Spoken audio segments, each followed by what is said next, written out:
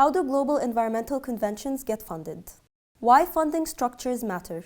Welcome to Financing Our Planet, a short video series on financing environmental agreements. Global environmental agreements are often judged by their ambition, but ambition alone does not deliver results. What determines whether commitments turn into real action is how those agreements are funded. When countries agree to protect the climate, biodiversity, or reduce pollution, they also negotiate how financial resources will be provided, governed, and accessed. These arrangements are not technical details.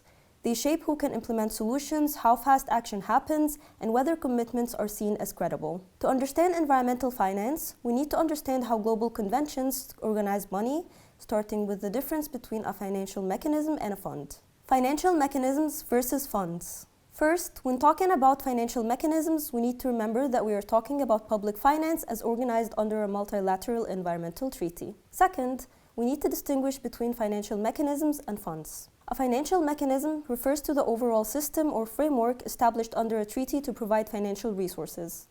It sets the rules, priorities, and governance for how finance should support implementation. Financial mechanisms operate under the authority of the Conference of the Parties, or COP, and guide how resources are mobilized and allocated. A fund, by contrast, is a specific pool of money within that system.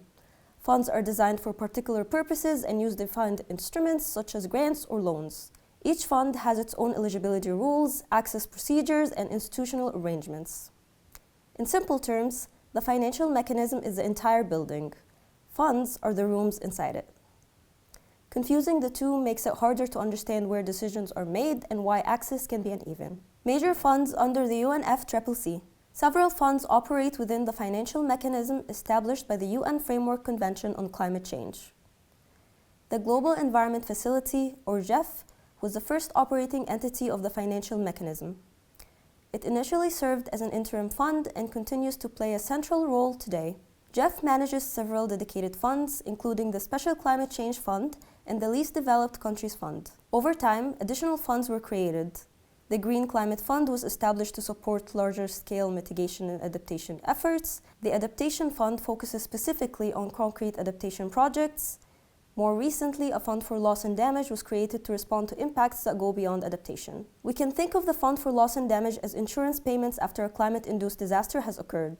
Together, these funds operate under a shared financial mechanism, but with different mandates, access pathways, and political expectations. How money flows and who can access it. Most multilateral environmental funds do not transfer money directly from one government to a project. Instead, finance typically moves through accredited entities, intermediaries, and national institutions. This structure is meant to ensure accountability and fiduciary standards. But it also creates barriers. Countries are forced to apply through accredited institutions even when a community's needs are urgent. Therefore, access is not just about eligibility or need.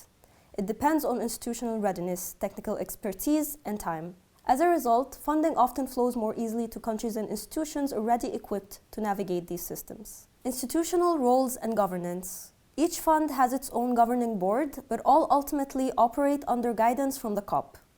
This means funding decisions are shaped by political negotiations as much as technical assessments. Boards balance multiple priorities: accountability to contributors, responsiveness to recipients, and alignment with treaty goals. These tensions influence what gets funded, how quickly, and under what conditions. Understanding governance is essential because it explains why financial outcomes reflect political compromise, not just environmental needs. Global environmental conventions rely on complex financial systems to turn promises into practice. These systems have expanded over time to address new challenges, but complexity itself has become a barrier. In the next video, we will look at why funding mechanisms often fall short, examining access, bureaucracy, and equity, and how these gaps affect real-world outcomes.